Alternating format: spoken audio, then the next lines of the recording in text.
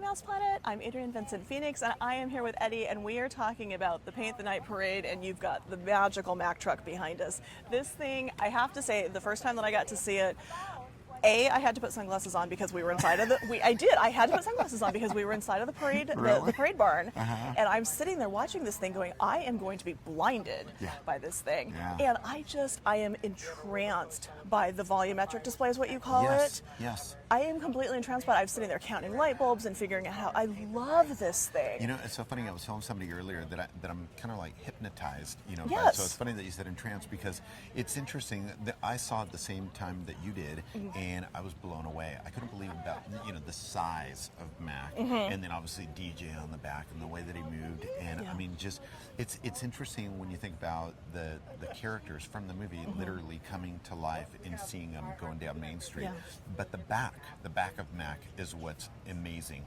because of the fact that you've got the different rows of lights. It actually allows us to go ahead and do three-dimensional figures, and so it's I don't know, it's breathtaking. Yeah. I love it. It's my favorite float, actually. I can really see why, because of just all of the patterns that you guys weave in it, and the flag, the checkered flag, and the spheres, and the boom box looking with the speakers. It's fantastic, and this is just one float. There's 8 units in this parade. Yeah, that's the amazing thing. I mean, when you're actually watching it, like for example, another one that's really neat is when you see Tinkerbell. You see Tinkerbell, and she's actually flying around. You know, and I mean, just this cornucopia of lights behind her. It's definitely one of those type of things where you start thinking to yourself, okay, how are they going to make this better next time? You know, what's next? Because I feel like, we've definitely, our team of experts here have just really, raised the bar on this. And one of the coolest things, aside from the Mack float, aside from Tinkerbell, is also, Slinky Dog.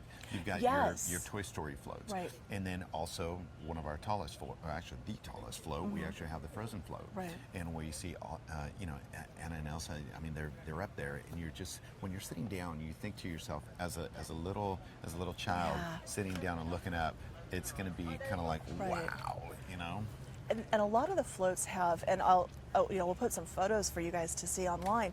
A lot of the floats have these amazing details that you it's really unfortunate that it is a parade and that there isn't a showstop and that you don't have the opportunity, like we're doing right now, to kind of sit and really watch these things, because I just feel like you could be into the Frozen float. You could be into that for an hour. Oh, easily. And all of the little, I think they said there's 56 snowflakes on it, and they're all different, all hand cut. Well, that, and also the fact that, you've got the performers that are actually walking behind, and each one of them are also individually lit.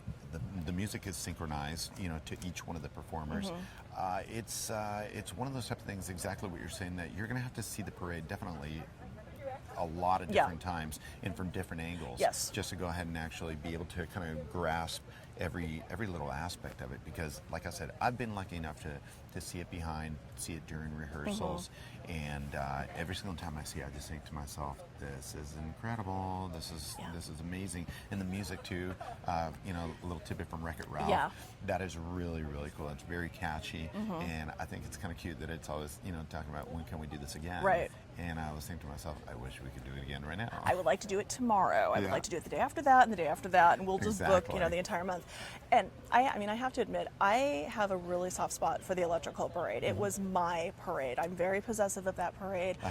I hate that it's in Florida. I know hate's a strong word, but I mean, that's my parade. As far as I'm concerned, that is my parade. It was my wedding music. It was my wedding recessional. No, I mean, I loved that parade. And so, the Glowing Away season was heartbreaking for me. Yes, I remember that. And my little turtles, and I mean, I loved that parade. And so when I heard you guys were bringing the Electrical Parade back, I was very like, oh no, you're not. Oh no, you're not, because you are going to do something, and I am not going to be happy about this. And I love this parade. And it sounds like, having this mutual admiration society here. I love this parade. It's ridiculous. Yeah. How wonderful it is. No, I know. I was excited too, just because of the fact that when I heard about a nighttime parade, I thought to myself, well, this is going to be interesting. And I remember when, all the bulbs were going out and so forth. I have my bulb. I've got mine too. And I thought to myself, well, it's going to be interesting to see how we actually go ahead and do this. And I think the end result, is definitely a good one. Was that kind of a weight for you guys, though, bringing it back? I mean, did you have a real sense of, oh my gosh, we've got to do this right? Well, the neat thing is the fact that when our team went out and started looking at the technology, it's almost like, how can we go ahead and adapt this? How can we go ahead and use all of this? Because it's very, very new. And go ahead and actually adapt it to something that's going to, you know, obviously cover the classic characters, cover the new characters and so forth, and what kind of music and so forth. So I think the nice part in actually having a chance to speak with like Steve Davidson, you know, you start listening to what he had to say and just the excitement behind, hey, here's an awesome opportunity for us to go ahead and create something really cool and new to the next level. Right. And so for us, I mean, it's definitely a wonderful, wonderful thing. I'm excited. Yeah, no. I've been excited. Well, and it's funny because we have a lot of fact sheets on the parade about how many miles of fiber optic cables and all the computer processing that has to be done, and you know the performers that are wearing their own computer units, and the amount of data. There was some detail about the amount of data that's being passed back and forth, and all of that was kind of interesting before the parade, before we saw the parade.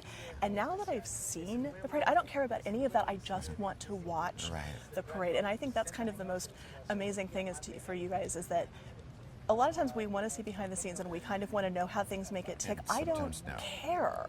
And it's not, and then I know how it works now, and I don't care because it is so amazing. So, it is. I really love it. You guys did, I think, a fantastic job. I know I'm totally gushing about this parade, and I don't usually do that. As everybody who reads our site knows that I don't usually gush, but I'm gushing about this. So, well, I think you have every right to gush about fantastic. it. We're all gushing about it. So.